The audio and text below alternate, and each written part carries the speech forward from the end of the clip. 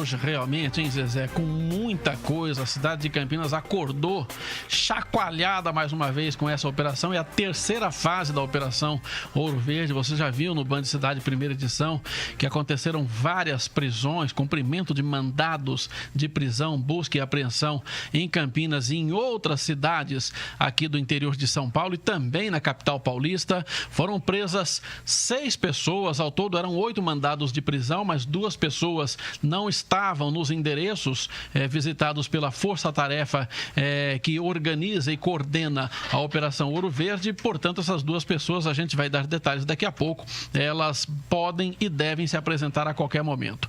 Zezé de Lima, boa tarde. Muito boa tarde, Sena. Muito boa tarde a todos os telespectadores que estão em casa. Uau! Que dia! Que dia, hein? O dia começou realmente agitado, né? A gente já acordou com essa operação coordenada pelo GAECO, né? O Grupo Especial de Combate ao Crime Organizado do Ministério Público e também com apoio da Polícia Militar. Você vê aí algumas imagens, né? Ao longo do dia foram comuns viaturas saindo, entrando, saindo dos endereços onde foram realizadas operações de busca e apreensão e também de prisão, levando pessoas presas para a sede do Ministério Público. E essa Operação Ouro Verde, que entra na sua terceira fase, vem trazendo também uma série de documentos que começaram já a ser divulgados por conta do levantamento do sigilo das investigações e já começam a traçar muitos detalhes que corroboram, que reforçam toda a investigação, todas as suspeitas, todo o conjunto de indícios que eram trazidos pelo Ministério Público e pela polícia ao longo das 2 primeiras fases, né? Trazendo que, de fato, havia um esquema de desvio de dinheiro, um desvio milionário de verbas da área da saúde, com base no Hospital Ouro Verde e com os contratos superfaturados na Organização Vitale. Eu não sei se nós já temos lá alguém conectado, a Lucimério, a Rose Guglielminetti, que também está na Câmara de Campinas, porque isso repercute numa possibilidade de abertura, né? Discute-se nos bastidores do Legislativo Municipal a abertura de uma comissão processante contra o prefeito Jonas Donizete. Zezé. Então, existe essa possibilidade, sim, a oposição está propondo isso daí. Eu acho que, nesse momento, isso ainda está distante, mas tudo depende do quanto o Jonas, diante desse quadro todo, vai conseguir manter a base política dele. Eu queria começar, Sena, a minha participação, destacando o seguinte. Eu sempre fiquei intrigada para saber por que a Vitale havia ganhado aquela licitação, né? Isso daí, no início de tudo, foi mostrado que ela havia ganhado por causa de uma ingerência por parte da Prefeitura Municipal, que havia decidido que ela ganharia. E a minha pergunta foi, mas por quê? Por que gostariam de ter a Vitale no Ouro Verde como a responsável pela gestão do Ouro Verde? Isso, nessa fase da operação, e somente nessa fase, começa a ser desvendado. Por exemplo, uma das provas que o Ministério Público diz que é forte aí acerca desse direcionamento, foi quando algumas etapas do processo foram até suspensas para que a Vitale pudesse providenciar documentação e tudo para participar e vencer a licitação. Tá?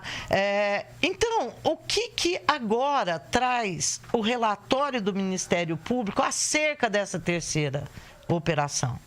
Por exemplo, logo nas primeiras páginas, Sena, tem que 1 mês antes de ser dado o resultado dessa licitação sobre quem venceria, né? Então, não se sabia nada disso.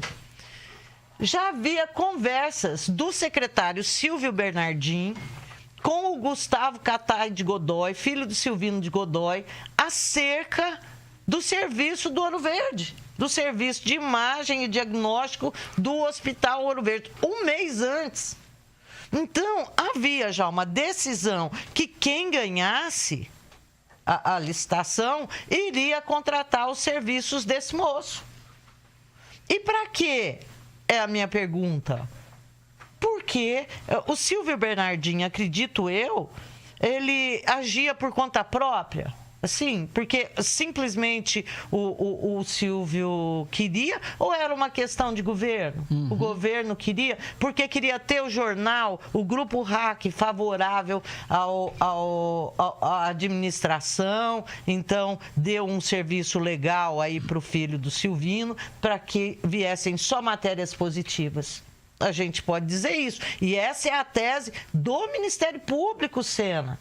E quando se vence aí, a Vitale vence, então tem as reuniões, né? Isso a gente vê na delação, porque foram feitas delações Paulo Câmara, Daniel Câmara, e aí eles dizem que logo que eles venceram, houve já reunião em que um emissário do Silvinho participa e que já diz todo mundo que tem que ser contratado para prestar serviços dentro do hospital, sendo que o filho do Silvino, ele foi contratado para ser o coordenador do serviço de diagnóstico por imagem.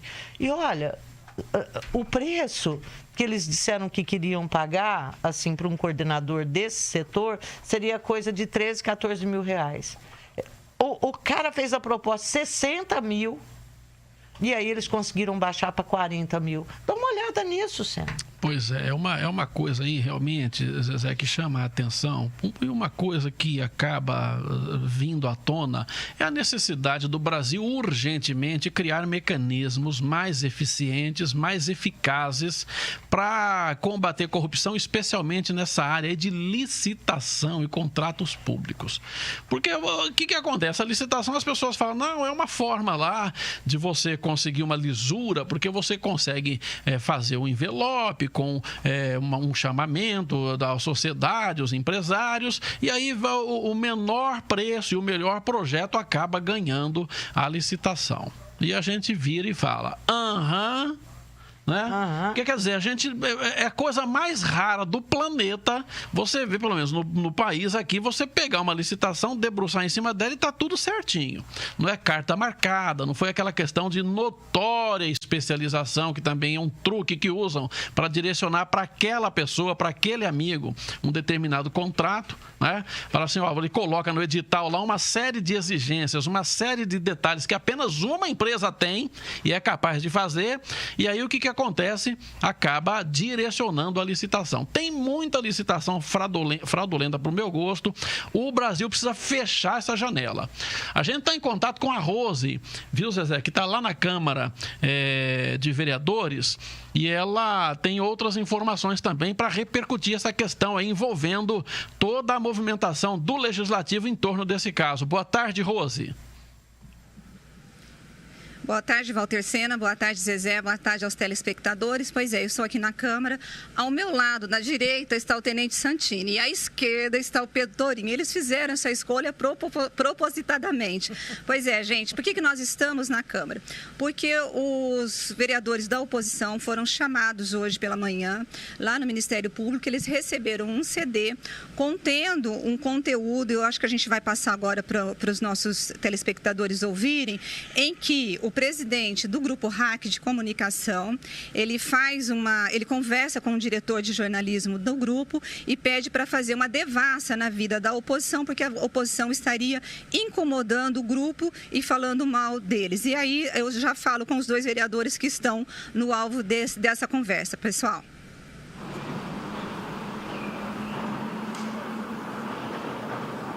A gente não está no ponto ainda, vamos tentar preparar aqui o Só uma Felipe. Coisa, Sena, tava difícil ver a Rose ali no meio, menina. Mas agora que eu vi que ela é pequena demais mesmo. E talvez os dois entrevistados lá sejam altos também, né? O Tourinho não é tudo isso, não. O outro é grandão, mas vamos Tourinho... fazer o Felipe, assim que tiver no ponto aí o áudio que a Rose chamou, você me avisa, por favor, pra gente colocar e ela dá sequência lá. Já tá na agulha? Então vamos lá, vamos colocar o áudio dessa ligação do empresário Silvino de Godoy pro executivo da redação da RAC. Alô? Fala, Nelson. Tá bom? Tudo bem. Nós estamos acompanhando o depoimento lá do Silvio na Escuta, esse tal de Tenente Santini tem descido o pau na gente na Câmara, tá? Tem. Se nós demos uma manchetada... Pois é, nós demos um projeto. O negócio é o seguinte, eu quero levantar, ele que é contra cargo comissionado, quantas pessoas ele tem subordinadas a ele lá no gabinete dele. E olha, e pede para a Tereza, por favor, para não colocar o nome desse homem na coluna. E observa bem, quem desceu o pau na gente, coloca na marca de pênalti, é só notícia ruim, viu? Tá bom. Outra coisa, Nelson, eu acho que essa CPI aí, não é CPI, é uma CP, né? Isso é palanque eleitoral, geralmente é. Então, nós temos que ter uma visão crítica disso, viu, Nelson? Quando a gente precisa publicar a matéria, uma visão crítica disso aí. E podemos até preparar um editorial nesse sentido, viu? Tá bom. Bom, tá lá, vamos voltar. A Rose, que estava acompanhando também esse áudio aí, dessa gravação, que foi, claro, né, capturada com autorização da Justiça lá pelos policiais e pela força-tarefa que coordena a Operação Ouro Verde. Oi, Rose, você já pode repercutir com seus entrevistados aí. Tá certo. Obrigada, Sena. Vereador Pedro Torinho, o senhor ficou surpreso com essa conversa que foi captada pela operação hoje, reação do Ministério Público em relação a vocês três?